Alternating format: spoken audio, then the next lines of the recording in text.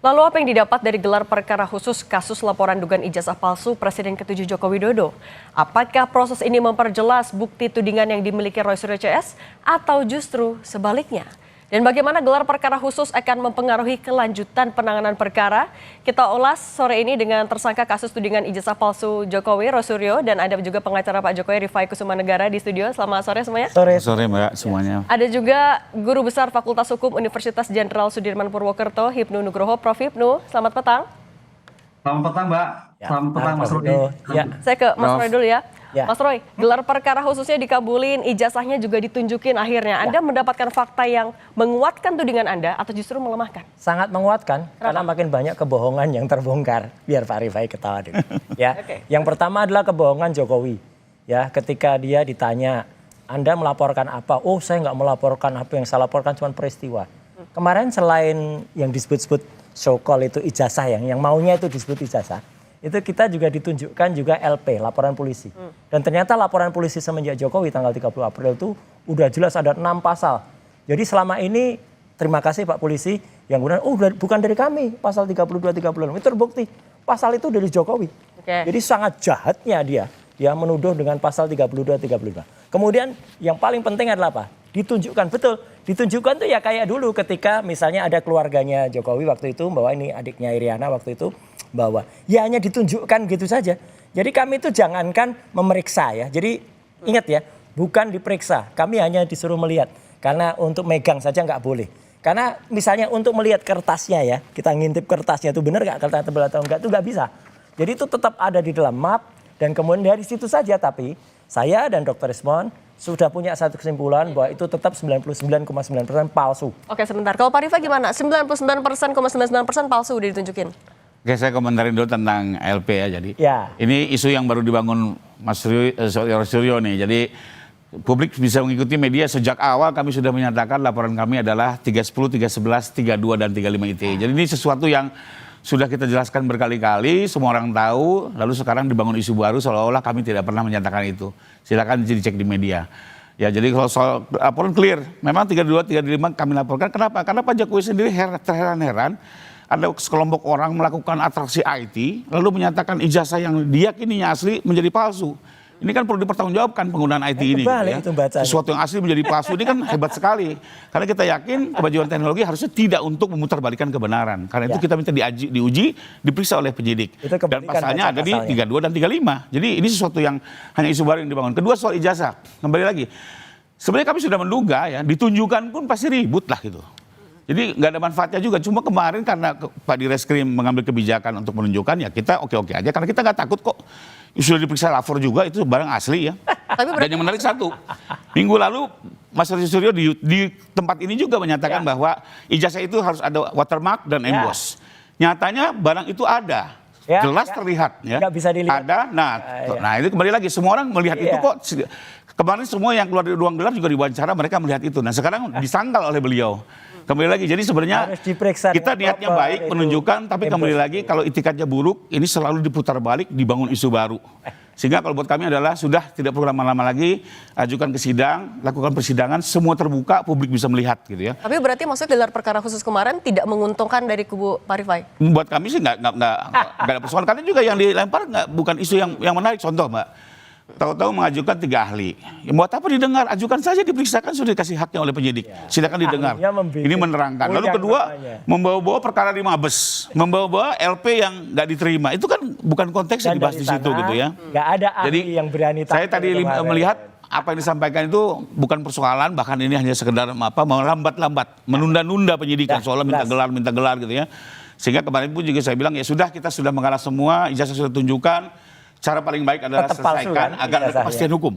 Oke. Kalau gitu tapi ini dibilang Mas menunda-nunda loh. Enggak menunda. Ini jelas bahwa dengan melihat kemarin ya, saya ini tukang potret tuh bukan hanya dari tahun ini saja ya. Sudah semenjak, ya ini saya tunjukkan aja lah. Nih ya, sudah sejak tahun 95. Saya itu juara 1 fotografer nasional pada saat itu. Untuk ini menterinya waktu itu masih Pak Yud Afe. Jadi saya bisa tahu foto itu asli dicetak dari kertas warna atau foto itu reprinting lagi, dicetak ulang. Meski hanya melihat saja? Oh iya, kalau itu kelihatan lah. Caranya apa? Kertas foto yang itu disebut pas foto itu terlalu kontras. Dan kalau untuk 40 tahun usianya, karena ini kan disebut ijazah ini konon kan, itu kan disebut ijazah ini kan ini bukan ijazah yang kemarin ya, ini yang diupload oleh si Dian Sandi, kemudian dikoreksi, dipalsukan lagi oleh Andi Aswan, ya. Tapi kira-kira fotonya saja itu sangat kontras kemarin. Foto yang sangat kontras itu tidak bisa dihasilkan dengan apalagi dengan kualitas sudah 40 tahun lebih. Foto dari coba lihat ijazah-ijazah yang lain, teman-teman yang lain, itu pasti sudah memudar karena kemis, karena kualitas kimia. Kalau foto yang tidak memudar, itu berarti cetakan baru. Itu satu. Yang kedua adalah juga tetap ada yang namanya garis ini. Ya, garis ini yang palsu juga ada nih yang diupload oleh Dian Sandi dan Andi Hasan tuh. Ini garis ini nggak mungkin tuh sebuah ijazah asli. Karena itu adalah printing, reprinting, sekali lagi reprinting. Okay. Dan logo ini harusnya emas. Kalau orang UGM asli tahu logo ini harus warna emas, dan kalau sudah berusia di atas 10-15 tahun, lihat semua ijazah rata-rata kemudian blobor itu artinya koyak gitu ya, atau melebar. Ini enggak kemarin. Anda melihat ada kejanggalan di situ. Kalau gitu kita ke Prof Hipnu dulu. Prof Hipnu, tapi sebenarnya ketika gelar perkara khusus itu dilakukan, kemudian ijazahnya ditunjukkan kepada tersangka dan juga kubu dari pengacara, maknanya apa? Seberapa signifikan ini untuk membantu kasus? Ya, gelar perkara itu kan sebetulnya untuk memastikan suatu perkara itu berjalan sesuai dengan koridor hukum. Memastikan bahwa bukti itu bernilai dalam suatu nanti pembuktian. Memastikan tentang lokus deliktinya. Memastikan tentang tempus deliktinya. Semua memastikan sebelum dibangun suatu persidangan. Kan gitu, Mbak. Oleh karena itu sebagai bentuk ijazah itu juga dipastikan ada. Itu yang dilakukan kalau dalam perspektif polisi yang nanti dalam penuntut umum itu memang perspektif beliau kan gitu kan, perspektif yang membuktikan nanti dalam suatu persidangan lah. Mas Roy juga perspektif yang berbeda. Ini suatu sampai kiamat tidak ketemu ini Mas, agak ketemu lah, ketemunya nanti di persidangan. Disitulah nanti sebagai bentuk persiapan apa yang dilakukan oleh Polda Metro yang kemudian melimpahkan pada penuntut umum itu mempunyai kualifikasi nilai atau tidak kan itu. Yang sementara ini pasti diyakini mempunyai nilai. Tapi apakah itu nanti betul atau tidak? Pembuktian di persidangan. Disitulah yang pasal 311, Mas Roy Suryo mau tidak mau harus diberikan kesempatan untuk membuktikan. Ijazah yang diberikan seperti apa? Karena ini berkait dengan alam fitnah. Kan itu loh. Fitnah itu berkait dengan sesuatu yang tidak betul. Yang tidak betulnya di mana? Mudah-mudahan nanti di dalam pembuktian itu ada suatu egaliter. Karena ini pembuktian forensik yang kita orang hukum tidak tahu. Forensik itu adalah ilmu pengetahuan untuk membantu membuktikan. Nah, disitulah nanti hakim harus melihat suatu luas tentang antara bukti satu, bukti yang lain, antara satu-satu dengan yang lain. Disitulah nanti suatu persidangan akan terlihat seperti yang kita harapkan. Kalau ke persidangan, berarti kan bukti yang dikantongi polisi juga sudah cukup. Kalau dari Pak Rifai sudah cukup apa belum? Siap apa enggak kalau dibawa ke pengadilan? Tapi sebentar dulu Pak Rifai. Kita akan lanjut lagi usai jeda, tetap bersama kami di Kompas TV. Masih bersama kami ada Mas Roy Suryo, Pak Rifai dan Prof Hipnu di Kompas Petang. Saya lanjut lagi ke Pak Rifai. Pak Rifai tadi kalau kata Prof Hipnu, ini udah gelar perkara khusus, narasinya nggak akan beres-beres. Nah kalau dari Anda gimana? Ini akan mendorong cepat-cepat aja deh ke pengadilan apa gimana? Menurut saya biar ada kepastian dan diselesaikan di forum yang tepat ya ke pengadilan. Karena kembali lagi kalau ini terus dibiarkan ya isunya loncat-loncat terus. Kita ingat di awal Mas Suryo kan mempersoalkan tanda tangan rektor diduga palsu, jenis huruf, bahkan itu punya Dulmatno. Sekarang isu ini udah hilang, berubah terus berganti-ganti. Kemarin isunya ada emboss, ya ada lagi apa namanya watermark, sudah ada ternyata loncat lagi makin sekarang kan? Ketajaman foto gitu ya. Jadi Pak Roy seolah-olah ilmu segala apa ahli segalanya. Tapi kan kembali kalau diikuti terus kan nggak selesai, Mbak. Tapi ya, kalau menuju sampai pengadilan masih mendorong. Poslapor sudah bekerja profesional. Ini ijazahnya dibandingkan dengan ijazah-ijazah lainnya. Apalagi skripsi itu sudah dibandingkan juga dengan fakultas-fakultas lain. Jadi biarlah ini semua justru dibuka nanti oleh jaksa. Apa saja alat bukti yang dimiliki, bagaimana administrasi pemilihan Pak Jokowi ya. Karena kami yakin ini kebenaran adalah kebenaran dan tidak bisa diputar balik dengan rekayasa IT maupun narasi yang dibangun di era post truth. Kita akan masih mendorong, ini kan ini status tersangka tapi masih belum ditahan, akan masih mendorong ke arah sana nggak? Oh kalau Pak Jokowi nggak penting soal upaya paksa ya. Artinya kalau kami lebih penting adalah agar soal apa namanya ijazah ini clean and clear ya. Kalau istilah beliau loud and clear ya. Kedua, nama baik Pak Jokowi diberikan. Nah, kalau Mas Roy gimana? Kalau kata Prof Hipnu nggak akan beres-beres meskipun udah gelar perkara. Iya harus beres. Yang jelas apa? Bukan kalau Pak Rifai mengatakan bergeser. Enggak bergeser. Semua tetap sama, konsisten. Bahkan makin jelas kebohongannya. Ya udah jelas kemarin terungkap lagi pas fotonya ya gitu. Dan kemudian kalau orang mengatakan itu emboss kelihatan. Enggak. embos itu harus diperiksa dengan misalnya diperiksa apakah dia benar-benar embos. Karena gini, kita sekarang sering lihat ada wallpaper misalnya, ada tegel, itu kelihatannya embos, tapi ternyata setelah dipegang dia rata. Itu karena apa? Karena permainan grafis. Nah itu kemarin juga bisa, hanya permainan yakin grafis. di pengadilan nanti akan bisa dibuktikan kalau... Harus dibuktikan karena misalnya nanti harus kita boleh benar-benar memegang, merasakan, kemudian juga menerang dan harus bisa membalik. Kalau dibalik nanti akan kelihatan. Nah ini, apakah logo emasnya itu blobor atau enggak? Dan ada satu lagi, saya memang tidak semua saya buka. Karena kalau saya buka semua, nanti semua diikutin. Dulu juga mungkin belum ada tuh watermark, belum ada embosnya. Terus begitu kita ngomong watermark embos, tambahin. Belum ngomong ini, tambahin. Gitulah. Jadi sebenarnya kita tahu lah semuanya. Karena apa? Karena yang ada di KPU itu kan nggak ada semuanya. Embosnya nggak ada, watermarknya nggak ada semua. Tambahin sedikit-sedikit katanya Pak Rifai. Bener nggak? Kan? Ya, masyarakat juga tahu lah. Ini kan fitnah nih kayak begini-gini ya.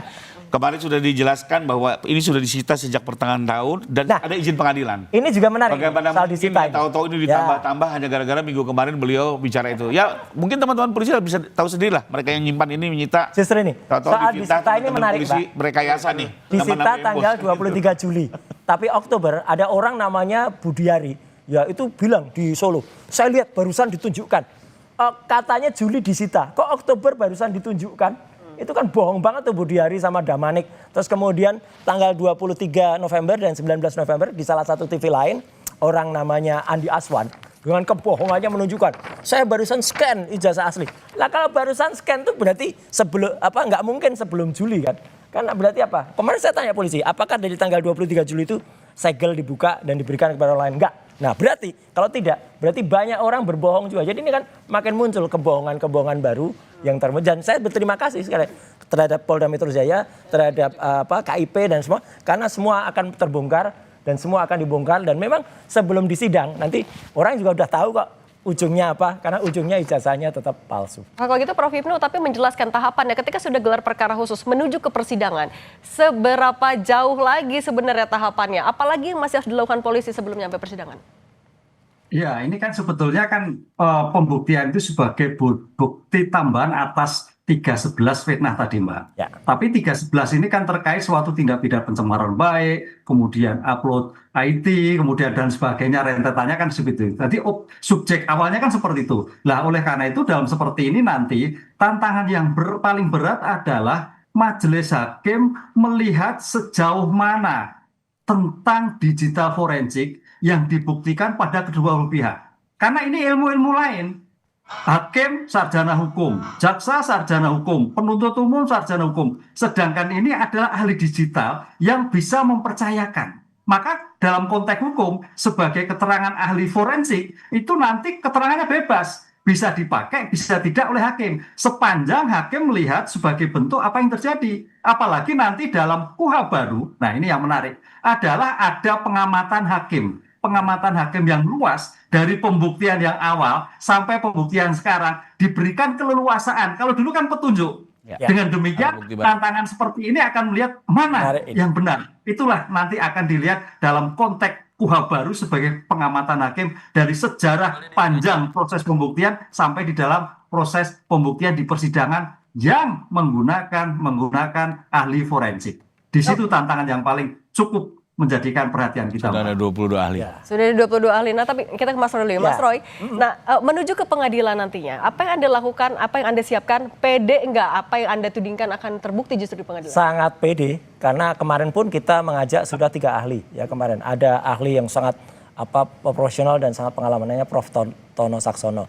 Ada satu ahli, Dr. Ridho Riwadi. Kemudian ada juga Dr. Ridho Rahmadi. Kemudian ada ahli pidana, yang ahli pidana bahkan berkonsultasi dengan sangat bagus kemarin dengan Pak Direskrim dengan Pak Propam ya, bukan Pak Propam, Wasidik ya. Kemudian bahkan mengakui nanti kalau berarti ada beberapa prosedur yang salah yang itu harus dipenuhi. Terus kemudian beliau perintah penyidik coba cek dulu langkah-langkahnya udah betul atau belum. Nah jadi dari situ udah kelihatan kalau kemarin tuh banyak sekali proses-proses yang tidak tepat. Dan kemarin dengan ada 3 ahli itu aja dan bahkan kita nunggu kemarin Katanya ada ahli IT juga yang mau dihadirkan oleh pihak sebelah ya, pihak Pak Rifai.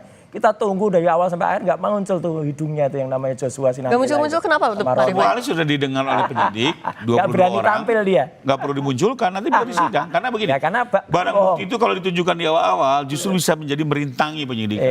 Ya, makanya mungkin Prof. Rino bisa meluruskan nih bahwa ada barang bukti yang bisa ditunjukkan ke tersangka, ada barang bukti yang nanti di persidangan.